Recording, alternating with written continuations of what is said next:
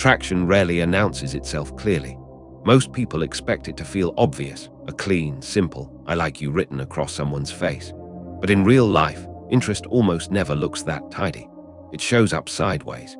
It shows up in hesitation, in overcorrection, in someone acting a little too casual right after they've been caught staring.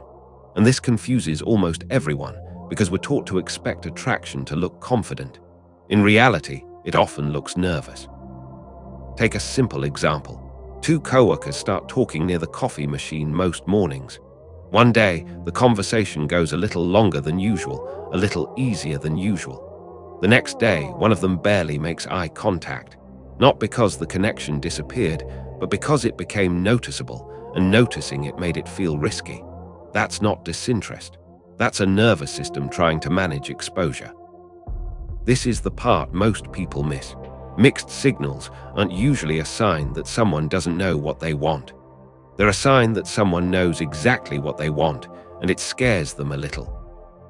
Around 500 years ago, a Florentine writer named Niccolò Machiavelli spent years studying why people rarely act in a straight line, even when their intentions are clear.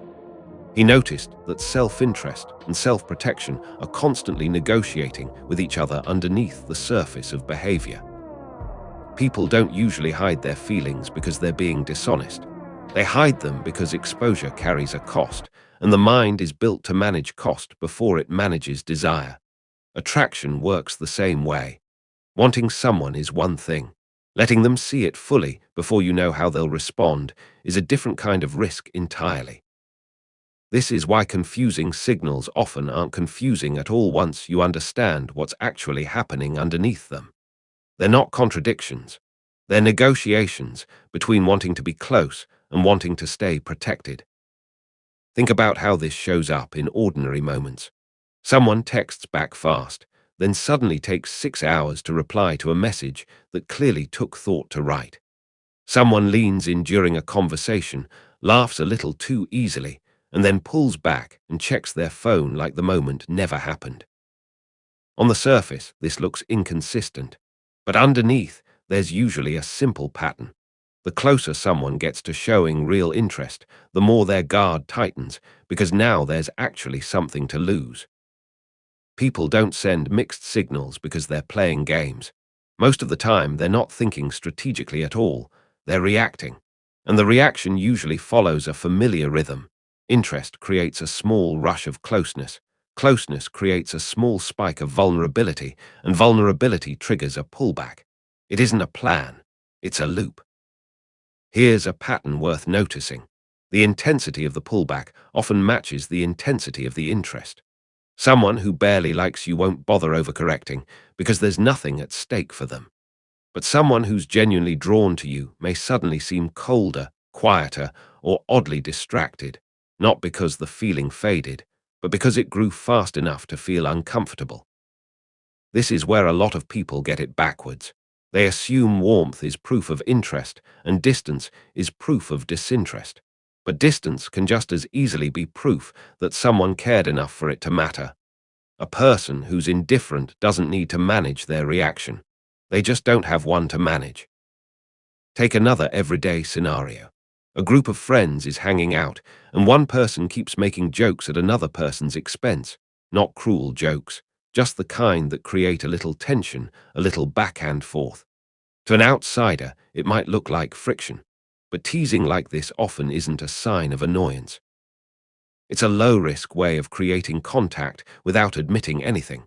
It lets someone engage without exposing themselves.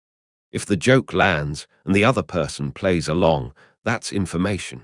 If it doesn't, no one has to acknowledge that anything real was being tested in the first place. This is one of the oldest tricks the human mind uses to manage desire. Create closeness in a way that can be denied later if things go wrong. Once you see this pattern, a lot of confusing behavior starts to make more sense. The friend who compliments you then immediately downplays it with a joke. The person who asks a personal question then quickly changes the subject before you can answer. The classmate who remembers a small detail about your life that you never expected them to notice, but acts like it was nothing when you point it out. None of these are contradictions. They're all the same thing wearing different outfits, interest trying to exist without fully declaring itself. It helps to remember that most people aren't confident about attraction, even when they seem confident about everything else. Someone can run a meeting with total authority and still feel completely unsure about whether to text first. That's not hypocrisy. Attraction activates a different part of the mind than competence does. It touches on approval, rejection, and self-worth, three things that make even capable people cautious. There's another layer to this that's worth slowing down on: the fear of misreading the situation. A lot of mixed signals don't come from someone hiding their feelings from you. They come from someone hiding their feelings from themselves because they're not fully sure those feelings are real yet, or they're not sure they're being received the way they hope. Picture a situation many people have experienced. Someone starts noticing that they think about a particular person more than they expected to, replaying a conversation, wondering what they're doing later in the day, feeling a small lift when their name shows up on a screen. Before they've even admitted this to themselves, they're already adjusting their behavior around it. They might act a little more reserved than usual, worried that being warm will somehow reveal too much. Or they might overcompensate the other way, being extra friendly to everyone in the group so the attention doesn't look targeted. Either way, the outside behavior stops matching the inside experience, not because they're being deceptive, but because they're still catching up to their own feelings. This is something the psychologist Carl Jung understood well, even though he wasn't writing about flirting specifically. He believed that people often act out the parts of themselves they haven't fully faced yet, and that these unconscious parts leak into behavior in ways the person themselves doesn't fully notice. Applied here, it means someone can genuinely like you and still act like they don't, not because they're lying, but because the feeling hasn't been processed enough to be expressed cleanly. The signal is mixed because the person themselves is still sorting it out. This explains something that trips a lot of people up: why someone can seem interested one day and distant the next, without anything actually changing between you. It's rarely about you flipping a switch in their mind. It's more often about them cycling through their own comfort with the feeling. One day they lean into it. The next day it feels like too much, too fast, and they instinctively step back to catch their breath. There's also a simpler, more practical reason mixed signals happen: timing and context. A person might be genuinely drawn to someone, but distracted by something completely unrelated: a stressful week at work, a family issue, low energy, a bad night's sleep. None of that has anything to do with attraction, but it changes how attraction gets expressed. Someone who's usually playful might seem flat. Someone who's usually attentive might seem distracted. It's easy to interpret this as disinterest, when really it's just life getting in the way of a feeling that hasn't gone anywhere. This is why reading signals purely moment to moment is so unreliable. A single quiet interaction tells you very little. What actually matters is the pattern over time: whether someone consistently makes space for you, remembers details about your life, initiates contact even occasionally, or seems to light up slightly when you're around, even if they also pull back sometimes. Consistency of effort, not consistency of mood, is usually the clearer signal. Here's a scenario worth sitting with. Two people have been talking for a few weeks. One of them starts double texting sometimes, sending a follow-up message before the other person replies. Then, a few days later, they go quiet for almost 2 days. On the surface, this looks like someone losing interest.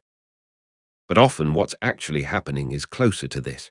The double texting was a moment of letting the guard down, followed by a wave of self-consciousness, a small internal voice saying, "Did I seem too eager?" And the silence that follows isn't coldness, it's course correction. It's someone trying to recalibrate how much they're showing. This pattern shows up almost everywhere once you know what to look for. A person who laughs a little too loud at your joke and then seems embarrassed by their own reaction. A person who asks about your weekend, listens closely, and then abruptly changes the subject to something unrelated, almost like they're worried the conversation is getting too personal. A person who remembers your coffee order without ever being told, but shrugs it off as no big deal when you notice. Small inconsistencies like these aren't proof that someone doesn't know what they want. They're proof that wanting something and being comfortable showing it are two completely different skills, and most people are much better at the first one than the second.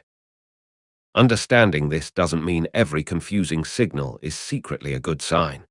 Sometimes distance really is just distance, and sometimes someone genuinely isn't interested. The goal isn't to convince yourself that mixed signals always mean hidden attraction. The goal is to stop assuming that clarity is the only proof of real interest. Attraction doesn't require confidence to be genuine. It only requires that the feeling exists. The outward behavior is just the least reliable narrator of what's happening underneath. Once you understand that mixed signals are usually a symptom of internal conflict rather than a deliberate mind game, the way you respond to them can change completely. Instead of trying to decode every inconsistency like a puzzle with a hidden answer, it becomes more useful to watch for something steadier, whether someone keeps returning, even after they pull away. This is a pattern worth paying attention to. Someone who genuinely isn't interested tends to fade quietly and permanently. There's no push and pull because there's nothing pulling them back in the first place. But someone who's managing real attraction alongside real nervousness will usually show a kind of rhythm, distance, then a small return. A quiet week, followed by a message that shows they were still thinking about the conversation. A moment of awkwardness, followed by an attempt to smooth it over. The return is the signal, not the distance itself. Take a common situation. Two people meet at a friend's gathering and talk for most of the night. Afterward, one of them barely reaches out for a few days, and the other starts assuming the connection wasn't real. Then, out of nowhere, a message arrives referencing something small from that night, a joke, a detail, a passing comment. That single message often carries more weight than days of silence, because it proves the moment stayed with them even while they were pulling back. People don't remember details about someone they don't care about. They forget them the moment the conversation ends. This is where patience becomes more useful than analysis. Trying to interpret every pause, every short reply, every change in tone can turn attraction into a kind of detective work, and detective work rarely leads anywhere good. It creates anxiety, and anxiety makes people project meaning onto things that don't actually carry any. A slow reply might mean someone's overwhelmed at work. A short message might mean someone's tired, not distant. The mind, left unchecked, will always fill in gaps with the explanation it fears most. A more grounded approach is to focus less on decoding and more on observing consistency across time, the way you judge a pattern in weather rather than a single afternoon. Does this person, over weeks, keep finding small ways to stay connected, even if their day-to-day warmth fluctuates? Do they make effort in some form, even if it's not constant? That broader view tends to be far more accurate than obsessing over any single interaction.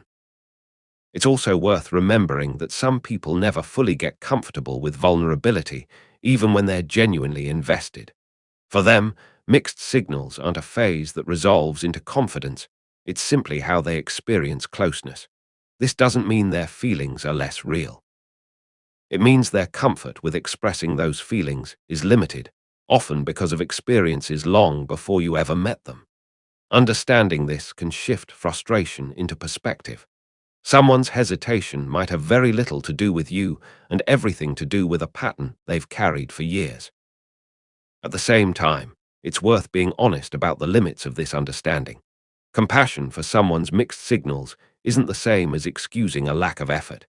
There's a real difference between someone who's nervous but still shows up in small, consistent ways, and someone who uses inconsistency as a permanent excuse to never commit to clarity. The first is a person working through discomfort. The second is a pattern that isn't likely to change just because you understand it better. This is the balance worth holding on to. Mixed signals deserve patience, not blind optimism. Understanding why someone hesitates doesn't mean waiting indefinitely for hesitation to resolve itself. It means giving real interest room to become visible, while still paying attention to whether that visibility ever actually arrives. In the end, most confusing signals aren't really about strategy, manipulation, or hidden games. They're about the very ordinary difficulty of wanting something and not yet knowing how to hold that wanting without flinching.